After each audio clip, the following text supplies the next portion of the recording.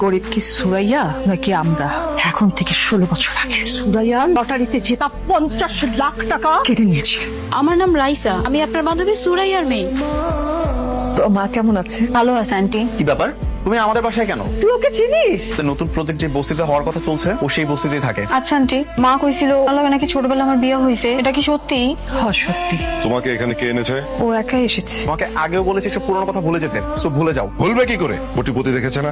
সে তো এখন কোটিপতির বউ হবার স্বপ্ন দেখছে। কি ব্যাপার, এই যে তুমি এরকম আমাকে দেখেও না দেখার ভান করে চলে যাচ্ছ কেন? কি করবো? কালকে আপনাকে বাড়িতে যাওয়ার পর যেভাবে অপমান করছেন আমারে, এরপরও আপনার মনে হয় যে আমি আপনার লগে কথা কমু? আমি তোমার মায়ের সাথে কথা বলতে চাই। তোমার মা এই বিয়ার প্রস্তাবটা দিছিল, রাইসারে খুব ভালোবাসতো। তোমার আব্বাই যদি লটারিতে 50 লাখ টাকা জিততে বড় লোক না হয়ে যেত, তাইলে হয়তো এখনো আমরা এই বস্তিতে পাশাপাশি ঘরেই থাকতাম। এই মেয়ে, তুমি আবার আসছো? তোমার কি লজ্জা শরম কিচ্ছু নেই? বাবা প্লিজ, তুমি ওকে কিছু বলবা না। আমি ওকে এখানে নিয়ে আসছি শুধুমাত্র তোমার কাছ থেকে সত্যিটা জানার জন্য। কি করবে জানে? ওর সঙ্গে সংসার করবে?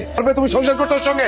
মানিয়ে নিতে কষ্ট হবে। তাহলে ওকে সঙ্গে নিয়ে ঘোরাঘুরি করছো কেন? তাহলে শেষ পর্যন্ত ডিভোর্সটা দিয়েই দিবি? বিয়ে যেহেতু হয়েছিল মা, ডিভোর্স তো দিতেই হবে। আর একটা বার কি একটু চিন্তা করে দেখা যায় না? না, সম্ভব না। তুমি এসব কথা কেন ওকে বলছো? ঠিক আছে, তোমাদের যেটা ভালো মনে হয় তোমরা সেটাই করো। ভাই বস্তার মধ্যে কি? টাকা সবগুলো আপনাদের জন্য। টাকা কেন আনছেন আমারে কিনতে? ছোটবেলায় তোমার সাথে আমার যে বিয়ে হয়েছিল সেটা তো ডিভোর্সের প্রয়োজন, তাই টাকাগুলো নিয়ে আসছি দেনমোহর হিসেবে। তুমি কি সম্পর্ক রাখবা না? না মা, রাখার দরকার নেই। আপনার এই টাকা আপনি নিয়ে যান। ডিভোর্স দিবেন তো ঠিক আছে, আমার কোনো আপত্তি নেই। আমরা একসাথে বসো না, বসে কথা বলি। তুমি তো কিছু জানালে না। ওরা বললো যে ওদের কোনো টাকা চাই না। তো কি চায়? আমাদের সব সম্পত্তি ভোগ করতে চায়? বিষয়টা এরকম না বাবা, ওরা ডিভোর্স দিতে রাজি আছে, কিন্তু কোনো টাকা বা কিছু ওদের চাই না। একটু দেখো তো। ছবিটা দেখে চেনা চেনা লাগছে, কিন্তু শোভান চৌধুরীর মেয়ে বিদেশ থেকে লেখাপড়া শেষ করে দেশে ফিরেছে। ওর সঙ্গে তোমার বিয়ে আমি ফাইনাল করছি। অসময়ে তুমি এখানে? ভয় পাইয়েন না, কোনো দাবি নিয়ে আহি নেই।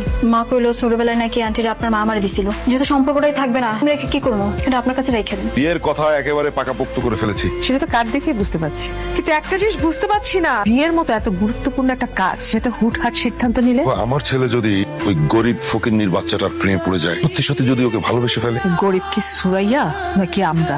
মানে এখন থেকে 16 বছর আগে তুমি সুরাইয়া লটারিতে জেতা 50 লাখ টাকা কেড়ে নিয়েছিলে। আরে বাবা তুমি!